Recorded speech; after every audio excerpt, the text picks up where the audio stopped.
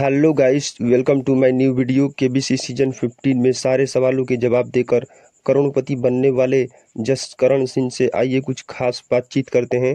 चलिए शुरू करते हैं उनसे मीटअप। सीजन 15 के पहले करोड़पति बनने के मोमेंट्स में बारे में बताएं। उस मोमेंट के लिए पिछले 4 साल से मैं जस्ट इमेजिन कर रहा था, मतलब सोच रहा था कि यस उस अमाउंट तक जाना है, लेकिन फाइनली उस मोमेंट को अब जी रहा हूँ मैं। तो आई थिंक इससे बढ़िया फीलिंग कोई नहीं हो सकती। मेरी जर्नी मैम 4 साल पहले शुरू हुई थी एंड मैं एक्चुअली एक तरन तारण जिले के गांव, मतलब जो बहुत ही एक बॉर्डर के ऊपर मतलब लोकेटेड है। खालड़ा से बिलोंग करता हूँ मैं। पिछले 4 साल से शो के लिए तैयारी कर रहा था मैं, मतलब हर साल एग्जाम जो होते हैं, इसके ऑडिशंस होते हैं, वो क्लियर करता था। इंटरव्यू में कुछ कमी आ रही थी, फास्ट फिंगर फर्स्ट की कॉल नहीं आ रही थी। तो हर बार इम्प्रूव करता गया, मतलब इम्प्रूवमेंट, गलतियों से सीखता गया मैं कि यस लास्ट टाइम ये बोला था तो आई थिंक ये हुआ हो। तो ऐसे करते करते फाइनली इस बार कॉल आई मुझे fast finger. Host Amitabh Bachchan के साथ कैसा अनुभव रहा आपका? से ही अमिताभ बच्चन सर ने अनाउंस किया कि जसकरण सिंह की जब वो बोलते हैं कि फास्टेस्ट जो आंसर है फास्टेस्ट फिंगर फर्स्ट का, तो एकदम पहले मैं शॉक हो गया था कि मतलब मेरा नाम आ गया। लेकिन तभी एक सेकंड में वो हाथ जोड़े, मैंने सबसे पहले तो भगवान को थैंक यू किया कि आप ही की वजह से आज मैं यहाँ तक आया हूँ। तो बहुत बढ़िया मोमेंट था वो। एंड जैसे ही मैं हॉट सीट पे आके बैठा, तब पहले तो बहुत सारी क्यूरियोसिटी माइंड में कि मतलब क्या क्या पूछा जाएगा अमिताभ बच्चन सर को, मतलब कैसे क्या क्वेश्चन करूंगा, कैसे बात करूंगा उनके साथ।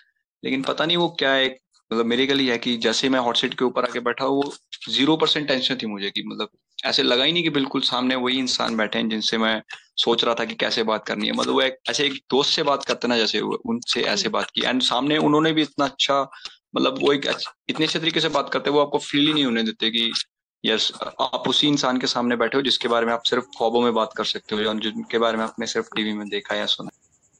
जीती हुई रकम का क्या करेंगे आप?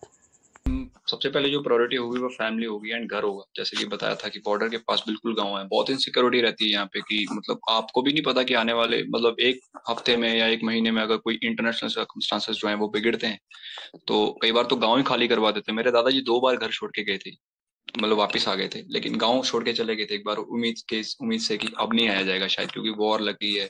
कई बार होता है ना कि डिस्ट्रक्शन बहुत हो जाता है। तो 2017 में भी ऐसा हुआ था रिसेंटली। तो उस मोमेंट को देख के मुझे लगा था कि नहीं, मतलब एक तो इनसिक्योरिटी है कि आपको भी नहीं पता कि क्या हो सकता है। तो इसके लिए जो मेरी मेन प्रायोरिटी होगी वो एक घर होगा और एक मेरी फैमिली होगी।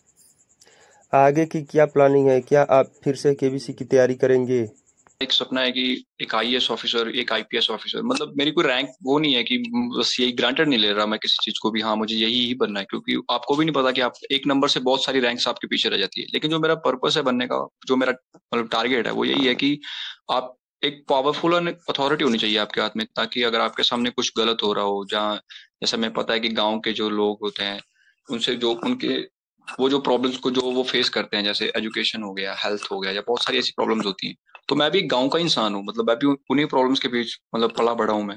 तो उनका क्या सोल्यूशन है वो आई थिंक किसी इकोनॉमिस्ट या किसी जो एक्सपर्ट है जो बाहर बैठ के सिर्फ एस्टिमेट लगा रहा है कि इतनी परसेंट ये प्रॉब्लम है, तो आई थिंक उनसे ज्यादा एक सोल्यूशन जो बढ़िया सोल्यूशन है वो आपको एक गाँव का इंसान ही बता सकता है कि यस हमें क्या चाहिए, कि कैसे हमारी कोई बात सुने या क्या क्या चाहिए। तो किसी से एक्सपेक्ट करना है कि कोई अच्छा ऑफिसर आए या कोई एक अच्छा ऑफिसर आए जो हमारे गांव की तरफ देखे, तो इससे अच्छा है कि खुद ही एक बनो, ताकि आपको, क्योंकि आप प्रॉब्लम से अवेयर हो आप, कि 70% जो इंडिया है वो भारत का वो गांव ही है, क्योंकि 70% आबादी जो है वो भारत के गांव में ही रहती है।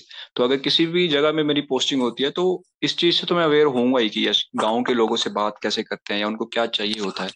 तो दैट्स वाई कि एक पावरफुल एंड अथॉरिटी लाइफ जो है वो मैं जीना चाहता हूँ, कि ताकि इन सब प्रॉब्लम्स को मैं मतलब दूर कर सकूँ या इनके